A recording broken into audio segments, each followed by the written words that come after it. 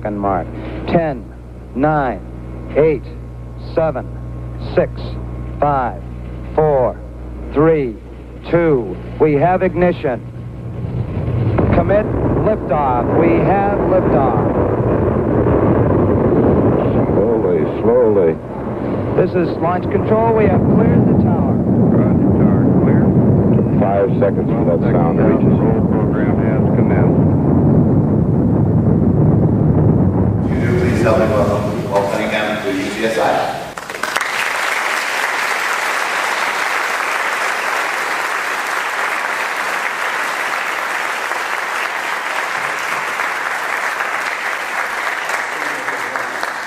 I have to tell you, it's the first time I've been here. And this is one of the most social-friendly campuses I've seen in my lifetime. So I've enjoyed it. And Bill, you did a good job. I wish I had known all that stuff. And Mark, thank you for telling me to take the tie off. Let me see the hands of those who personally recall, look back at that adventure. Boy, that's a lot more than I even expected. That's good, that's good. You see, when Apollo was mentioned today, the public usually, they recall Apollo 11, of course. They may recall Apollo 8, because that's the first one that we sent out around the moon. Or maybe Apollo 13, because they did a movie about Apollo 13, so I'm sure some of you are still seeing that movie. But people today, they really recollect anything about Apollo 7 or Apollo 9. And that's probably because those missions stayed in Earth orbit. Both of those test missions played a very critical part in getting us able to land down on the moon. And that was a historic achievement that's in our nation's history. I think that it's the most historic thing that we've ever done, landing man on the moon. The Apollo program, really though, it was more than just the missions. Today I'm going to share with you some of those factors. And to understand those factors, you really have to live long enough to see what came after. For space enthusiasts, the good old days was the time of Apollo. That was the golden age of spaceflight. And today I will speak both on some of the missions and on factors that I think helped make Apollo great. That was motivation, attitude, and inspirational factors. And some of those became apparent to me only really when I got older and maybe a little bit wiser. And at the end, I encourage you to ask any questions you might have about it. I may even be able to still answer some of those questions. Any aspect is just fine with me. See if I can make this thing work right. No? Okay, there we go. Okay. We've had a lot of impressive space programs after Apollo, actually. Impressive space program. The Space Shuttle, for example. I personally believe this is the greatest flying machine ever built by man in history. And the International Space Station, that's the most impressive manned satellite ever in history. And with more space science today than ever before, why is space not a bigger factor in today's society? Well, I believe our society has changed. Apollo, back in the days of Apollo, that was a story of exploration and adventure. In my generation, we had the opportunity and the courage to look around the moon and reach for the stars. We didn't shy away from the unknown, and we were willing to take a risk. We were exploring the next frontier. Today, the entire world takes pride in man's greatest adventure. You might ask, what is an adventure? Well, I've always liked what a Frenchman by the name of Delage had this to say. He called a press conference back in December of 1994. And he held that to announce that he was going to swing the Atlantic in 1994. Well, when asked why, he said he did because it was an adventure. Then he went on to explain. To be an an invention must satisfy three conditions. Must advance human knowledge, must have a real risk of dying, and must have an uncertain outcome. Well, that was the Apollo program to land a man on the moon.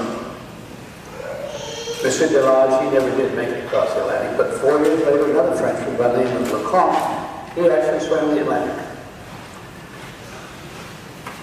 500 years ago, the next frontier was the New World. 500 years ago. Back in the 15th and the 16th centuries, England, Spain, and Portugal, they were crossing the seas and trying to expand their country's greatness. And back in 1519, when Ferdinand Magellan set sail on one of the most famous voyages of exploration in history, he had this to say. He said, "It is with an iron will that we embark on the most daring of all endeavors, to meet the shadowy future without fear, and to conquer the unknown." Well, that was to be the first voyage around the world. And as exploration of the New World back in those days, it was inevitable. 500 years ago, so too is our exploration of space today. This new ocean space is more pristine than was the New World before the voyages of Columbus and Magellan. Back in the 1960s, we reached for the heavens. We wanted to open the next frontier. And it's one whose farthest shores we could never reach. All the voyages of Columbus and Magellan took years to get around the world. Astronauts make that same trip today in 90 minutes. It wasn't always that way. In 1960, many predicted catastrophe for man in space. Some doctors thought that man's kidneys or his liver might fail, or eyes would change shape. They were right about some of those things. In spite of that, in 1961, a group of Americans decided and announced to the world that America was going to the moon. And within 10 years. Then President Kennedy had this announcement. He says, "We will land a man on the moon and return safely to Earth in this decade." We choose to do this not because it is easy, but because it is hard. Well, that statement at that time seemed incredulous to the world. See, we were throwing down a gauntlet before the Soviet Union, challenging them to a technological fight to the finish. At that time, not a single American had yet been in orbit.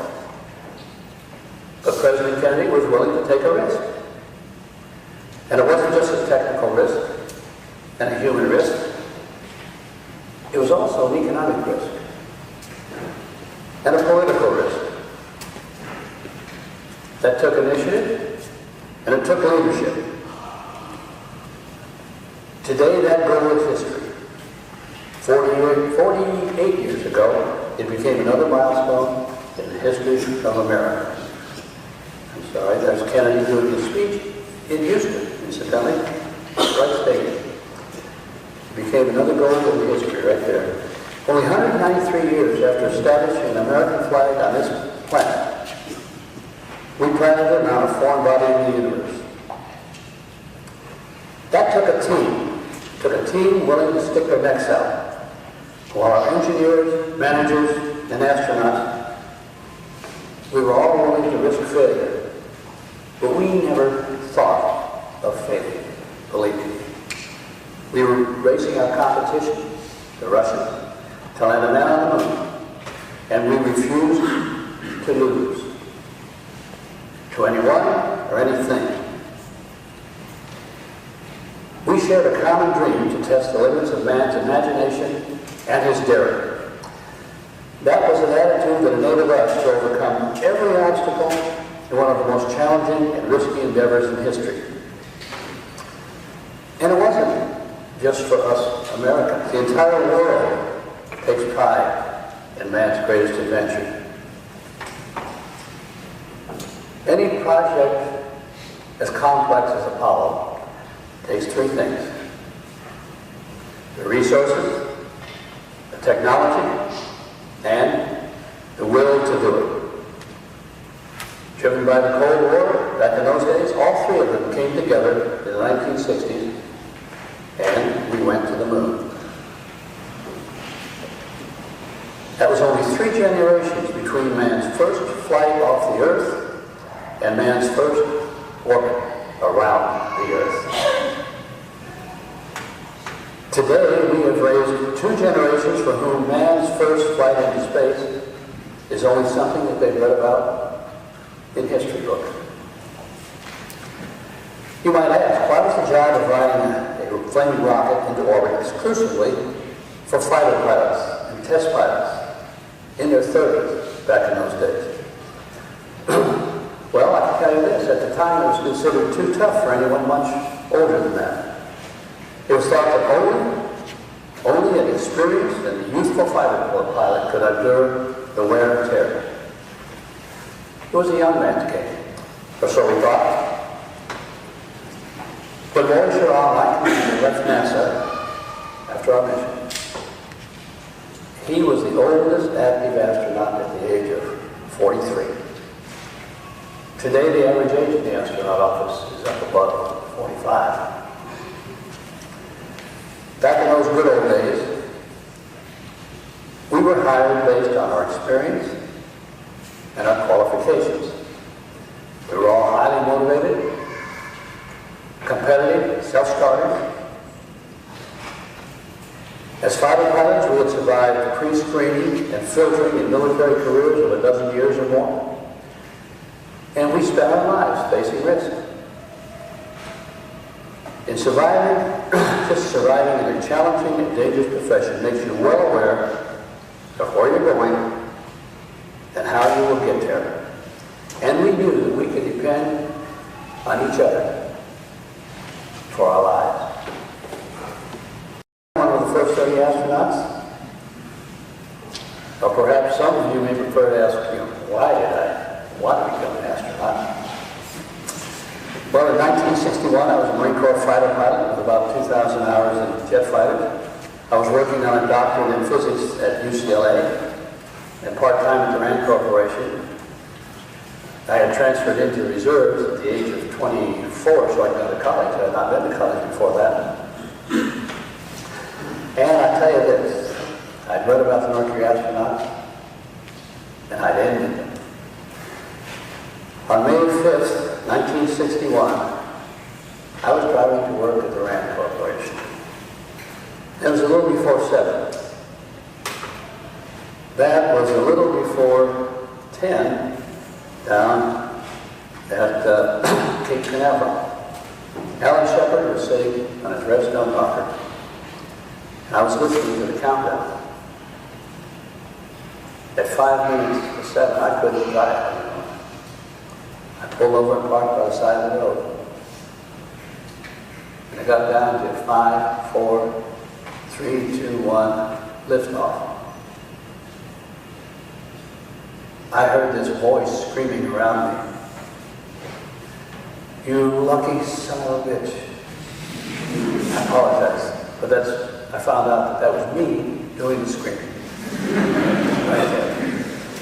And I tell you, 2.5 years later, I was sharing an office with that same Alan Shepard. Back in 1963, I was one of 770 qualified applicants for the 3rd group of astronauts, and ended up being one of the 14 that we finally selected. But I'll tell you this, some good people didn't make it. When 34 of us reached the point where we were qualified to do the physical, it was like an 8-day physical in San Antonio. My roommate when I got there was a Navy fighter pilot named Bob Shoemaker. It took me about 2 days to realize that Bob Shoemaker should have been a sure thing. And I also realized I was a long shot. Well, when we left there at the same time, the two of us, I was still in the running. Bob had been grounded. He had been misdiagnosed as having mononucleosis. It took him 6 months, or maybe almost 8 months, to get his wings back and get requalified to fly his fighter planes. And he was the first fighter pilot shot down in Vietnam. I have to tell you, he's still alive and a really fine guy. Who did make it? Well, I think that Bill showed you this picture. There's our group of 14. I think about half of us are still alive. My observations on our group of 14, just my opinion, I think we're all bright, healthy, in good physical condition. We're motivated, competitive, self-starters with a strong feeling of self-identity and self-confidence. We were aware of where we were going and how we would get there. And I guess some people would call that ego. We had it. Maybe some of them thought that fame, fortune lay ahead, but that wasn't the case. The reality is 3 years later, 4 of our 14 were dead. For details, I would refer you to my book, The All-American Boys. So why did we become astronauts? Well, I can assure you it wasn't for the money. Because I was flying in the reserves so that I could go to college. I was considered a civilian, so when I was hired at NASA, I was a civil servant. Actually, the second one, Neil Armstrong was the first hired civil servant. And my starting salary as a civil servant, as an astronaut, $13,050 a year. When I left about 8 years later, I was all the way up to $25,000 a year. Still a great job. And I should tell you this also. I had no NASA life insurance. And the reason was when they got their bid, if they included the civilian astronauts and didn't include the civilian astronauts, the difference was so great that they had decided to go without the astronauts being included. I'll tell you this. Overall, that was one of the world's great jobs. The 1960s and 70s, that was the golden age of manned spaceflight, like the 1920s in aviation. Now, we didn't have biplanes and silk scarves trailing out of the cockpit, but we felt like it at the time. And when we had 30 astronauts in those days and 30 T-38s, we thought of it as the world's last great flying club. We loved flying airplanes and we loved riding rockets. And not the least of our motivations, it was doing something for our country. And like the feelings of my boyhood hero, Charles Lindbergh, the first man to fly the Atlantic solo, 1927, I've met him a couple of times when he was alive, a fine man. Here's what he had to say in 1969. He says, as a student pilot at the age of 20, when aviation was much more dangerous than it is today, I concluded that if I could fly for 10 years before being killed in a crash, I would be willing to trade an ordinary lifetime for that experience. Well, I'll tell you, that's how we felt about riding rockets into space. And it's a good thing that we did. In 5 years, we had lost 7 of our 30 in aircraft and spacecraft accidents. In the 50 years since, only 10 more of our 30, a group of 30, are gone.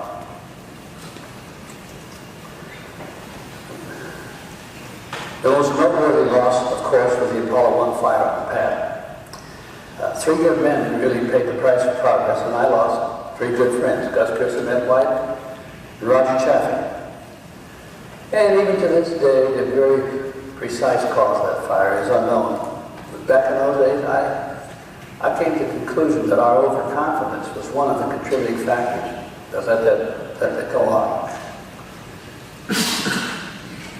Wally Sherrod on Isley there on the right. So, we had spent 8 years as the prime crew on Apollo 2. Same spacecraft as Apollo 1. And while we were working with the contractor, changes we wanted to make started causing the schedule to slip so much they canceled Apollo 2. But we did get to go in then as backup crew on Apollo 1. And it was, well, I mentioned North American. That was part of the problem. We were contributing so much. North American was not used to working on a spacecraft. And so that's how we delayed things too much for that to happen. So 3 months later, after we were the backup crew on Apollo 1, we had to fire on the pad. And when that happened, 3 weeks later, we made the prime crew on the first manned Apollo mission, which eventually was renamed Apollo 7, not for luck or anything, it's part of just the way that it fit into the system. But I'll tell you this, 21 months later, after more than 1,000 changes in that spacecraft, Apollo 7 was like, really, it was like the mythical phoenix rising from the ashes of the Apollo 1 fire. And Apollo 7 was the most ambitious effort to make up for lost time ever. Keep in mind, we wanted to land a man on the moon in 10 years, and we had just lost about 1.5 years in that schedule. Very tough. But we had a plan, 11 days, to test all propulsion systems, all spacecraft systems, docking, rendezvous maneuvers, ground systems, and a bunch of other things. But get this down. Actually, to our surprise, Apollo 7 survived the full 11 days. We actually didn't expect to be able to make it the whole way. And it was running so smoothly that we were able to add 4 additional mission objectives on that. So when we came back and landed, it was judged 101% successful. And to this day, Apollo 7 is still the longest, most ambitious, and most successful first test flight of any new flying machine ever. Personally, I thought it was an amazingly good spacecraft. Oh yeah, I should mention, we also had the first live television base on Apollo 7. The camera wasn't all that good, but the surprise after we got back is we got a Emmy for the first live television. I do remember back at the time, Wally and I thought, oh, it's good, you know, we'll hop in a T-38, go out there and get an Emmy, because nobody has got an Emmy base. NASA says, no, you're not. We're not going to let you do that. So, several weeks later, I get a big box comes in, and there's the Emmy inside the box from the thing. I'm frequently asked, were you afraid? Well, I can tell you, afraid of the mission? No. The only fear that I recall having at the time was the fear of failure. Each member of our team had the same thought. If this mission failed, it won't fail because of me. We weren't afraid of accepting the challenge, but having accepted it, we were afraid of being found lacking by our peers. Apollo 7 was the first step in an orderly plan to land a man on the moon. This plan had 5 giant steps, and everyone on our team at that time understood that plan. Apollo 7, that was to develop and test the command module systems and operations. Apollo 8, that was to overcome the psychological barrier of escaping the Earth's gravitational field. Apollo 9, that was to test the lunar module in Earth orbit. Actually, that kept slipping on on the lunar module kept slipping, so we didn't get to test it until Apollo 9 on that. And of course, the lunar module had no so it's a good thing they could rendezvous back with the command module. Well, they wouldn't have made it back. Apollo 10, well, Apollo 10, that was a dress rehearsal of the first lunar landing. They got down to 50,000 feet above the moon. And despite what some people like to imply today, that they could not have landed on the moon on Apollo 10, it was too heavy, or if they might have been able to touch down, they would not have been able to get off on that. And Apollo 11 flew that last 50,000 feet for the first lunar landing. And I'll tell you this, when Apollo 11 touched down with 17 seconds of fuel remaining, we all started breathing again. And Neil stepped off into history. When the Apollo program is mentioned today, probably almost everyone, they think of Neil's words, a small step for man, giant leap for mankind. Well, that's certainly one for the history books. But do you think back to any other statements of that time? I do, because I'll never forget some of the other things. How about Apollo 17, for example? That's the last Apollo mission that landed on the moon. And Jack Schmitt, that's a picture of Jack there. He's the only geologist that we managed to get trained up to go and make that particular mission. 3 weeks after the return, Jack was one of those addressing a joint session of Congress. And I'll never forget that right near the beginning of some of his comments, he had this to say. He said, "I would like first to tell you about a place I have seen in the solar system, the Valley of Taurus Littrow." Then he went on to say, "This valley, where we land, has been less changed by our being there than we have been changed for having made the journey." That's absolutely true. People just don't think about that. Or, you may not know that we carried microfilm messages from the leaders of all the free nations of the world. Microfilm. Some of you are old enough to remember what microfilm was. That's the only way we were able to get things down small and light. Well, for several years after that, well, after Apollo 11, a couple of weeks later, I got to see and read those messages. And for several years there, I carried the message that was left there by the Prime Minister of Australia, Jack Gordon.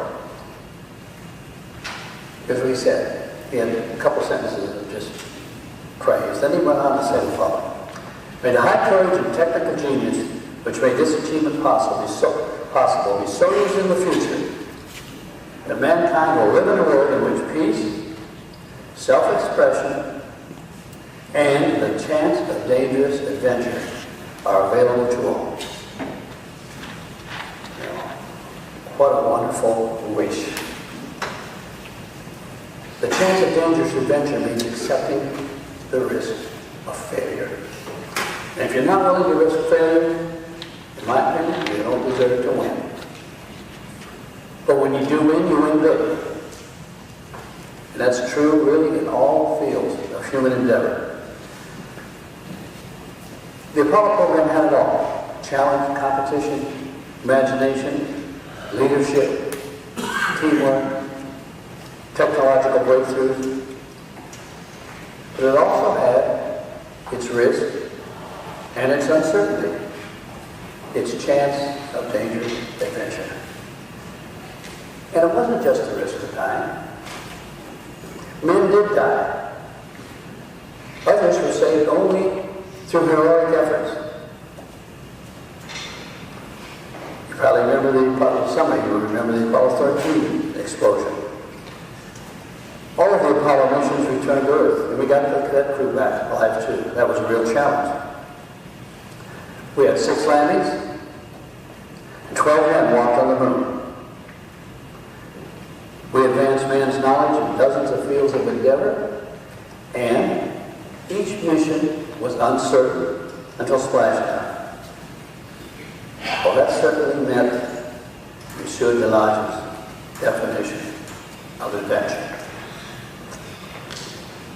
The world saw Apollo, technical achievement by men who work and think like machines. But I'll tell you this, we were not computers or robots. We were warm, feeling, emotional, committed individuals. 500 years from now, there's only going to be one event of the 20th century that will stand the test of time. And that's man on the moon. That was the most spiritually uplifting event in our lifetime. And for a brief period during the time of Apollo, our society felt good about itself again. We felt together. We felt supreme in our ability to accomplish anything that we set our minds to. That was an adventure that expanded the envelope of human experience. And it proudly proclaimed to the world that we accepted no limits on what we could do, what we could accomplish. As astronauts, of course, we were at the tip of that spear, and we got the glory. But I have to tell you this, the success of the Apollo program was due to the collective efforts of about 400,000 members of a team in government and private industry in those days. Against enormous odds, with the whole world watching, a group of engineers, scientists, and managers accepted the challenge and took the risks. And that team there, that changed the way we all perceived our world in those days. Commercial spin-offs from those technologies developed to make that possible. They're providing a financial return even today. Even your cell phone is related back to those days. Our society today seems intent on eliminating risk and looking for an absolute assurance that something can be done before we commit to do it. And we're overwhelmed with the politically correct decision-making that's going on. And our space program today, unfortunately, is beginning to reflect today's risk-averse society. I'm sorry, but I think NASA has also evolved into a more bureaucratic and less efficient agency than we had in my days. That once rambunctious American spirit of innovation and adventure, today that's being paralyzed by the desire for a risk-free society. Well, I'll tell you this. Exploration is not about eliminating risk. It's about managing risk. Today we hear incessant talks of limits, usually expressed as a shortage of funds, when our only real limits are those that we place on ourselves. Today, grand aspirations are usually at the mercy of politicians. And politicians are probably the most risk-averse segment of our society. They focus almost exclusively on their own survival, not on having that right stuff. Well, I don't think that we can just be politically correct. We have to be willing to do what is right, even if it is unpopular. Sad to say, but I think NASA has been kind of sliding down this hill for some time. Well, safety can never be guaranteed when you're exploring the unknown. To venture into unexplored frontiers, it has always been necessary that explorers be willing to die for their efforts. Otherwise, it simply cannot happen. Remember? Started with Magellan. When Magellan set out from Spain to explore the globe, he left with 5 ships and 270 sailors. When they returned, 3 years later, only one of those original ships was still there. There was no Magellan, and only 18 of those original sailors was still alive. Well, you can say that my generation met one of its obligations. The Apollo program brought together thousands with a shared dream and supreme confidence. They were dedicated, motivated, and committed individuals willing to accept whatever risk was involved and to get the job done. Initially, the Apollo program, it was all in our minds. What was accomplished? Well, I think that we staggered other men's minds and expanded our universe. We showed that if you're willing to dare greatly to risk failure, you can change man's view of his future forever. Personally, I feel very fortunate to have lived when I did, and I'm proud to have played a small role in historic accomplishment. Thank you very much.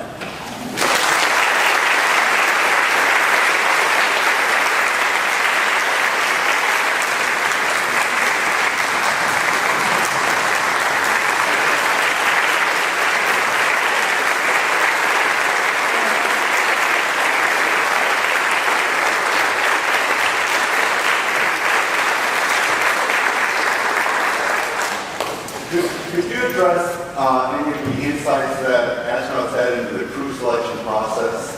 Because it seems very mysterious that it's like a black box, and how came the crews and the backup crews? Crew selection. Well, I'll tell you this. In the All-American Boys, I do cover quite a bit of that because that was an important factor. How was crew selection? How did it come about? It took us a while to realize that politics was playing a whole lot in the crew selection of those days. And at the time, we got to the 30 people. I came into the third group of 14. It took me a while to realize how much I was not like the rest of the group, because I had not known one of those other 29 folks. And a lot of them, since most of them were military, they had flown together and they knew each other about it. But there was a handful of us that started realizing that, hey, how do we come to attention? So politics did play some important factor in it. I don't know enough about that to be talk about, because I never played well in politics. Other factor that on those crews, you could be on a crew, and the next thing you know, there's an accident, another crew, spacecraft might get ruined, or a mission get canceled, or, look at, well, I won't get your names on it, but there's one guy that was there that had 3 missions, successful missions, well, not all of them, but he got those missions. In every case, somebody else got killed, except the first one. Somebody else got killed, and he ended up being in the right spot at the right time to get it. So it wasn't just based on merit or capability, and sometimes somebody that we might thought was not really one of the top, they might have got, really nice career side. Here's the one down here. Feel free to ask about anything. When the spaceship was blasting off, what were you thinking about? When Apollo 7 was, you say blasting off, we only thought about it as lifting off.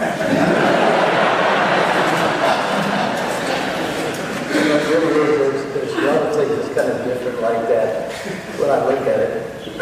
There's lifting off. I'll tell you what we were thinking about it.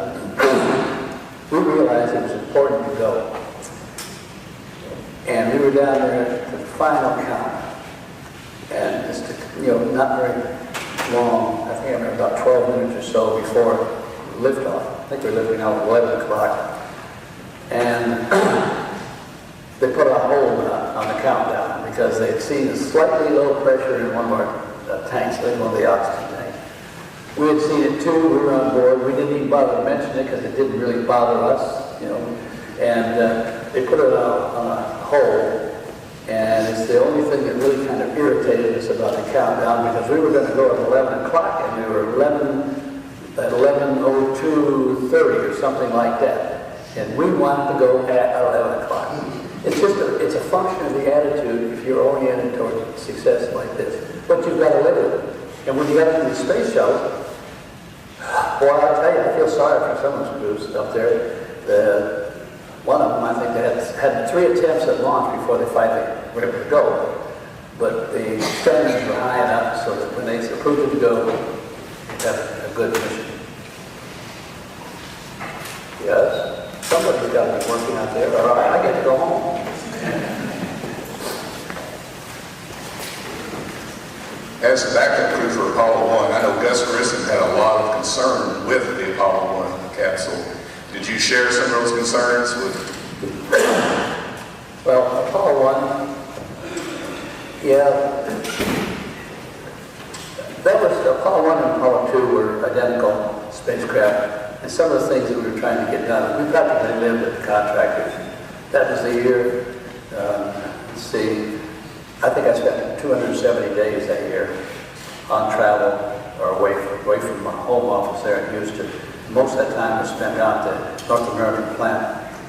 And we had to fight to get some of the changes in because North America they weren't used to the crews of their airplanes that they were testing. They had a wonderful record with aircraft, but the pilots, until they got down to flying, they rarely had the kind of input that we had on that. And some of the things we couldn't do, the most important thing, probably one of the most important things that we couldn't get done was the hatch on Apollo 1 and Apollo 2. Those hatches didn't open to the outside. They opened to the inside. And that meant if you had to get out in a hurry, that was going to be kind of tough. There were some other factors that they didn't do particular weight to. You look at Apollo 1, for example, and now today people talk about, they're worried about oxygen and CO2 and all that kind of nonsense that's going on, believe me. But back in those days, if you're operating in orbit, you'd be at 5 psi, 100% oxygen, no big deal on that, no big problem. But when they were doing that same test, they were testing some interior stuff, and Wally, Sherrod, Isaac, and I, we'd done the same test the night before, except we were still on external power. So the hatch was open, so you could connect to it. But when they started doing it with on the internal power, they had to close the hatch. They were in their spacesuits. It was pressurized, and they were having lots of communication trouble. So it took them hours to do what we had accomplished in our test external. It was like 10 or 15 minutes. But they were hours there while the ground was trying to get ready to do that. And you're sitting here at 16.5 psi, 100% oxygen. So it's a lot of oxygen absorbed in a lot of places. And so when they had the spark and they had the fire, well, I'll tell you, all of our spacecraft up until that time, Mercury, Gemini, they'd all operate on 100% oxygen. But they were only 100% oxygen when you were in orbit, and it was 5 psi. So it turns out it was a really risky kind of thing, and we hadn't even thought about it. So after that, I started trying to use a mixed atmosphere on it. The real problem was 16.5 psi, 100% oxygen, and we hadn't given dual sense to it. Yes, sir? What does it feel like when you're flying in the rocket ship? What did it feel like when you were, what? What does it feel like when you're flying in a rocket ship? You're flying a rocket ship? Well, I can tell you this. When you're, I assume you mean, if the rocket ship, that was only like the first 10 minutes. After that, we're in the spacecraft. And when you're flying a rocket ship, there's not a whole lot we could do during boost except abort. So Wally Sherrod was the guy in charge of that, and had his hands on it. Things aren't gone bad now. Then you would use the abort launch system and get off. But when you're in orbit, you don't spend a lot of time flying. You're drifting. And in our case, we had certain objectives where we had to use the onboard reaction control system, the fuel there, to go to a position. But that was very, very limited amount, so you had to be careful and not do it unless you had an objective to accomplish. And we had some of those. And we were also testing the navigation system, having taken star sightings and things like that. So mostly we were just drifting. I guess I'll tell you one of the major differences between that and what they're doing today. 24 hours a day almost. Well, actually, it's not that, because you have 90-minute orbit, you have 45 minutes of light and 45 minutes of darkness. Of course, now they got cameras where you get some interesting pictures at night. But they've got something looking down at the Earth 100% of the time. You can go, get the right window, look at it, and you can look down at the Earth. Back in Apollo, and there was only 7 and 9, I mentioned, that stayed in Earth orbit. Let me tell you what our situation was like. Because we didn't have an attitude that we controlled, it was always pointing down, because you had to keep tilting the spacecraft a little bit as it was going around in that orbit. When it's in the orbit, that's just like any of the satellites out there just coasting on it. It's only when you want to move something that you start using the actual control system.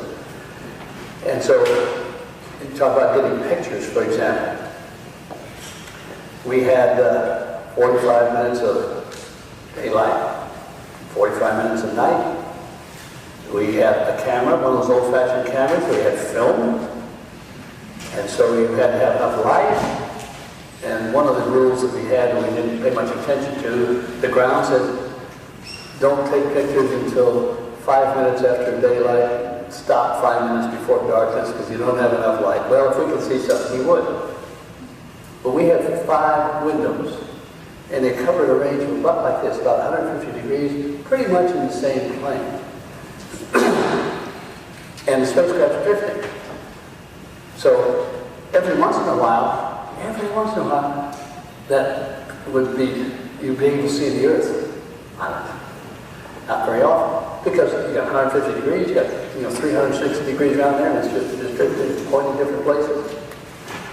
We started ignoring the rule of 5 minutes before and after. You had to have enough light.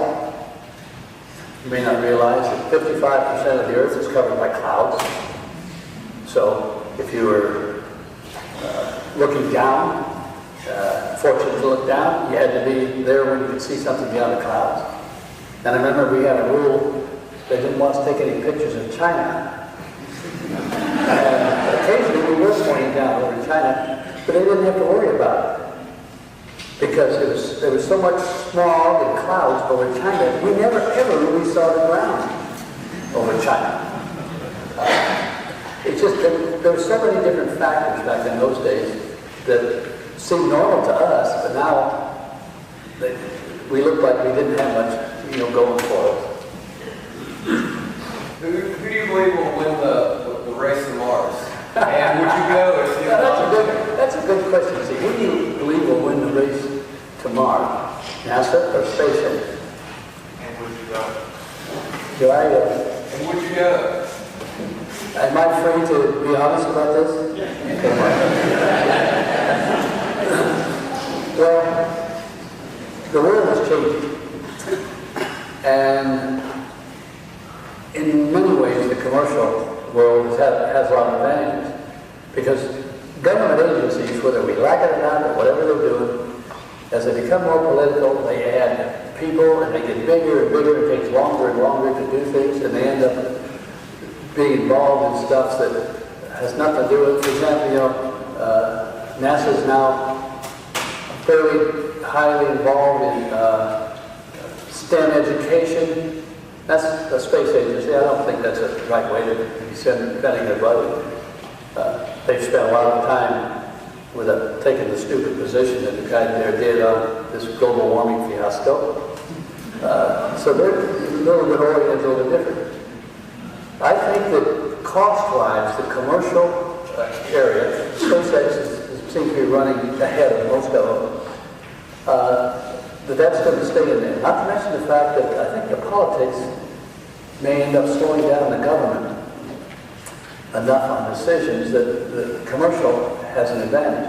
But I think that in the end, eventually, it's going to have a role for both of them. Some of the things that NASA has done over the years in developing boosters and things like this, they're not they're not able to catch up too much, most of the companies on the civilian side.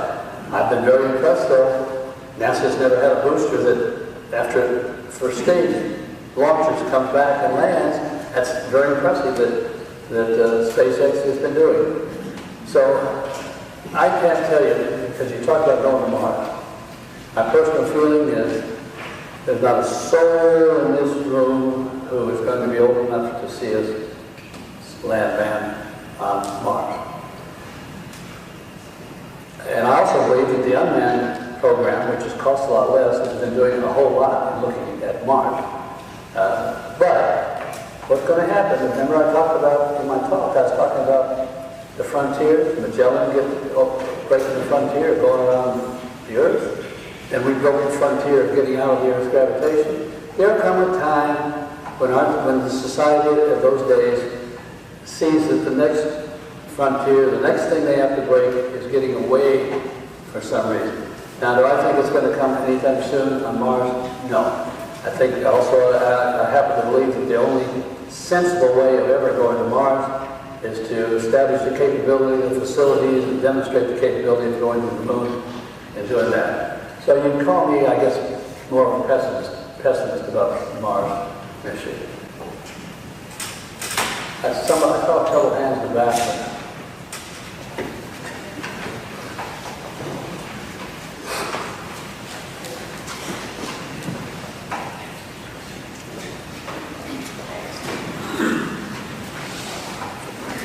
So kind of on that same note of the next frontier, you talked a lot about adventure and how we don't have as much access to it these days maybe. What adventures excite you? What do you see as the next frontier, or what does our generation have access to for adventure? The next frontier? Well, I guess some of it to some degree has to do with what fields you work in. I'm looking at the next frontier for society, and the next frontier for us, believe me, as we want to, if we can find justification or rationalization to do it, we'll be able to go do things on the moon. Be expensive, it's all get out. But we can do that. The next frontier is going to have to be beyond that. That's exporting the current frontiers. And the next frontier is going to be like Mars. But when they talk about putting man on Mars, so when our planet's destroyed, that we may have another place to live, believe me, we can't live on Mars. And if there's life, there's possibly life some other place in the universe. There's so many possibilities of different places. But we're not going to do that. I give you a little realistic view that you think is just pessimistic. When the Earth is wiped out, we're wiped out. That's my personal opinion. not us, our downstream people, years and years in the future. I'm going to state for them. You got one more question? I get to go home. Let's talk about it. I remember as a small child watching astronauts on TV all the time. Of course, TV at that time was incomprehensible to young people because there was only 3 stations. Were you guys aware of the impact of TV, the program, and how much the country was watching? No, I have to tell you, we were the first live TV, and we saw it as an imposition of what we really were there to do. But then we kind of enjoyed it after a while, if you've seen the video from it. Now, TV seems to have been integrated into part of how they're showing everybody in the world what's going on out there. It's a different world. It's a different group of people that are up at the space station. Average intelligence and degrees that those people have, way beyond what we had back in those days.